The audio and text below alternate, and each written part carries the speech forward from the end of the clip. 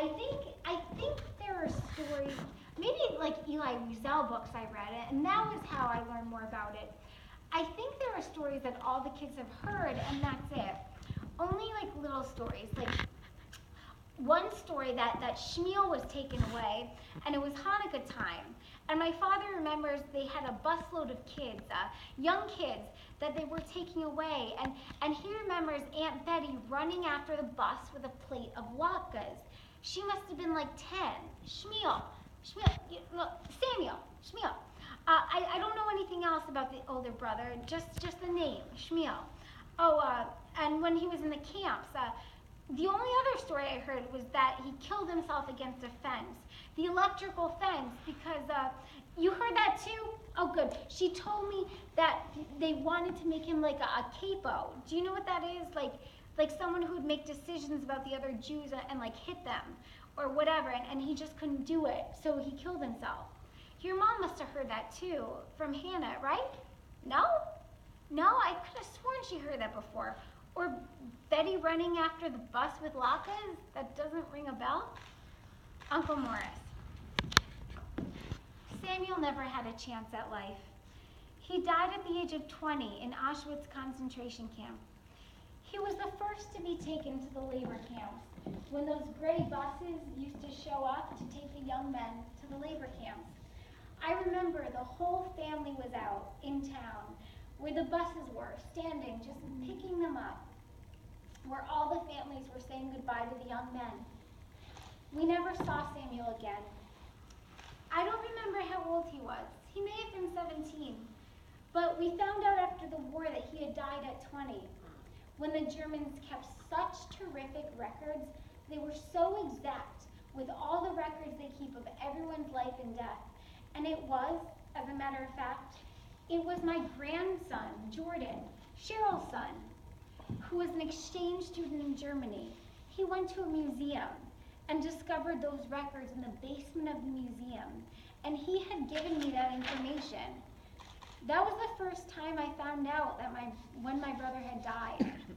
That was just a coincidence. It has always been a puzzlement to me for my survival, because I was such a sick child, and knowing that many of my friends did not survive after the war, or my oldest brother, unfortunately, everyone is gone right now, except for my brother Benjamin and myself. I can't even imagine how life would be different without the war, and all those millions who perished and were tortured. Will human beings ever live in peace? I don't know. I don't know if it's possible. Certainly doesn't seem that way. I know with all the new inventions and computers, and I know all the new things coming, you can just imagine how wonderful the world would be if people didn't just try to kill each other all the time. Benji Sheppy. I was 10 when we came here, in 1947. Morris and I, yes, we were close, but he went, as far as I remember, for a number of years, he went to a yeshiva in Cleveland or something like that, but we were good friends. My parents sent me to yeshiva, but when I was in high school, I got jobs, and I think it was kind of harder, to keep kosher and stuff like that. And when I got my first job out of college, I was like a busboy in the mountains, and I think I changed from there.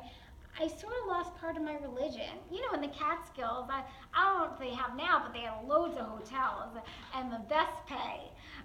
But I do recall it was hard to keep kosher there, and I guess I was already, after the war and even after yeshiva, I was starting to lose my faith. My father sold fruits, I think, because he did so much merchant work and things like that, and he made a lot of contacts in the town. Those were the people that gave us the information, something about the war starting, mostly word of mouth among us Jews.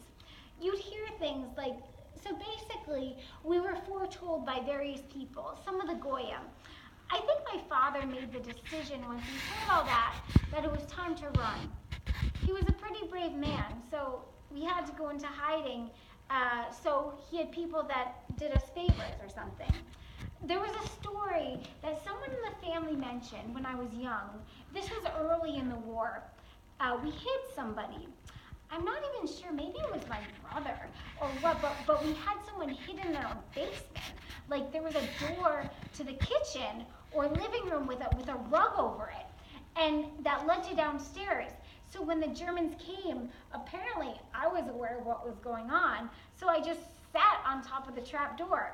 So yeah, so when the Germans were there, I would just like go down and sit on this rug. I don't remember this incident myself. This I know because people told me. I have some memories in hiding, but I'm sure they're similar to the ones Morris remembers. Maybe they're just Morris's memories. I knew it was crowded. It was crowded in hiding. It must have been like a log cabin or something, but it was definitely crowded. And I remember another family was there, and I guess we all had gotten along. I don't remember any fighting or anything. Not much room. Basically, we all stayed close to the house, and we did take walks, and we tried to be outside every so often. I remember being there with the other families and hearing that the Germans were going to pick us up there. So we ran. Uncle Morris.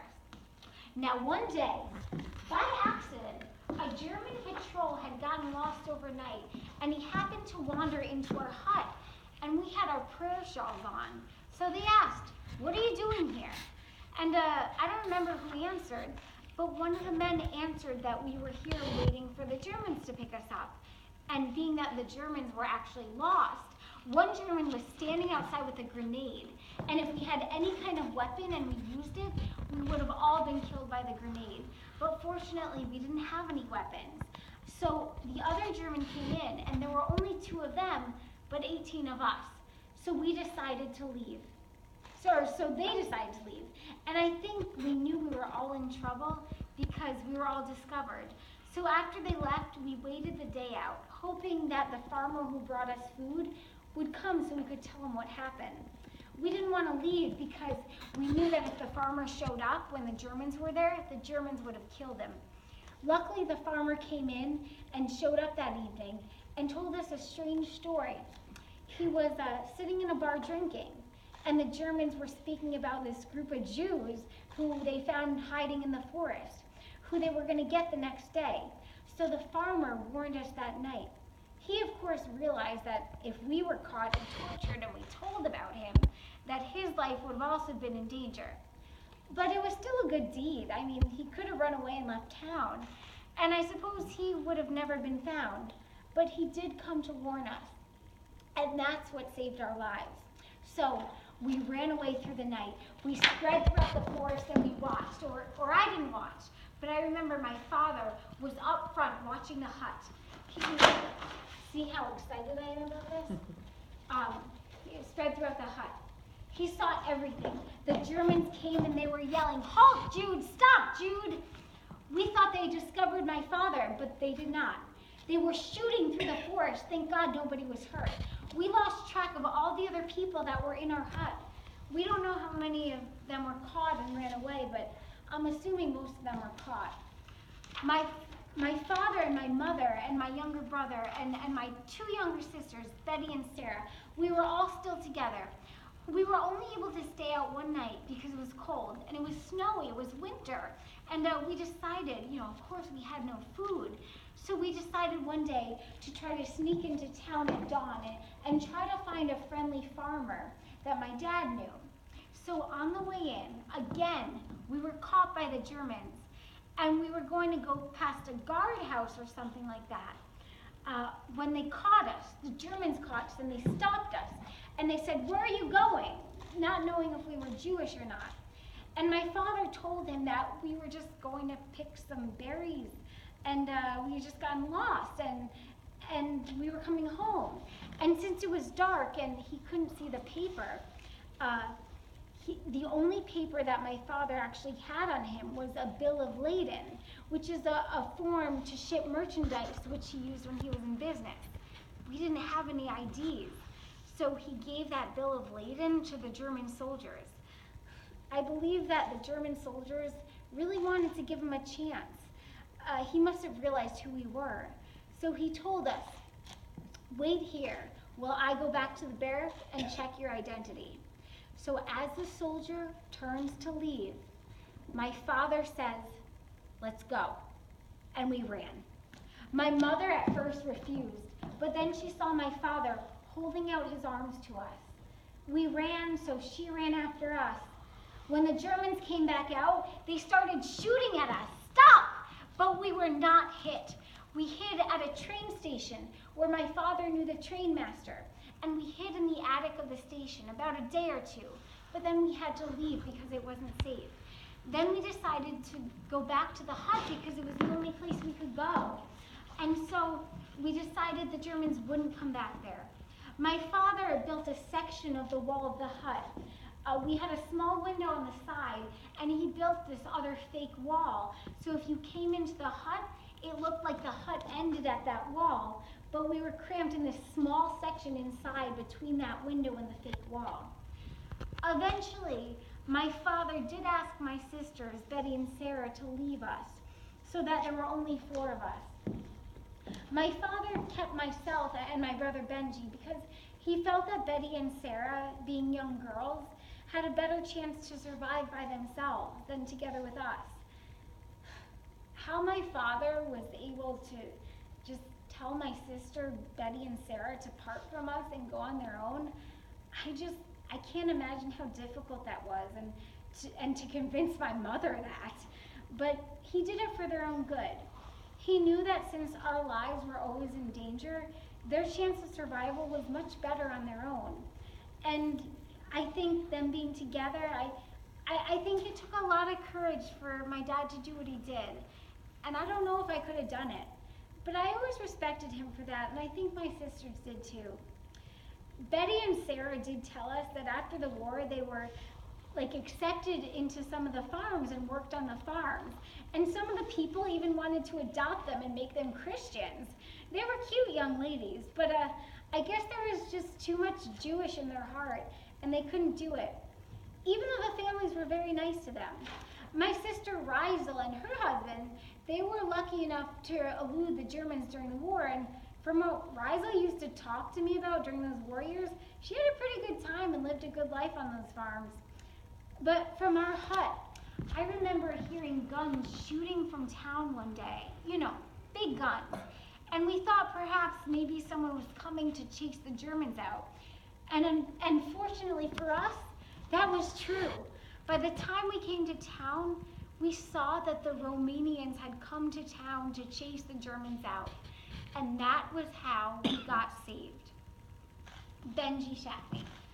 I don't know if I know it for real or if it was just something I was told, but the person that helped us out happened to be in a bar or something and overheard German soldiers talking that they were going to pick up this family they found because the day before some German found us in the forest, and they gave us the impression they weren't going to do anything about it, but in reality, they were going to pick us up the next day. And when this man who's helping us out heard it, he came over to us and told us to leave. And this was close to the end of the war, and so as soon as we heard, we started packing in the direction of the forest. And did Morris tell you the story that the soldier asked us for papers and we didn't have papers, and the father gave us something, and the guy went inside to see what it was, and we traveled by night, and then my father, he said run, and he took me and Morris by the hand, and we all ran away. So I guess when the guy came out, I guess we were gone. And as far as they know, nobody came after us, and we were hiding in an attic, and the Russians liberated us. Did Morris tell you that story? Marilyn, Grandma did tell me that she came to America on a ship. She was always afraid of the water. I'm hoping that Morris or someone like that who's on the ship can remember why. I mean, I think it was hard on the ship. I know a lot of people died and had diseases, but see if they remember anything. Write to Uncle Morris. I have a distinct memory of Grandma being dreadfully afraid of water, like the ocean.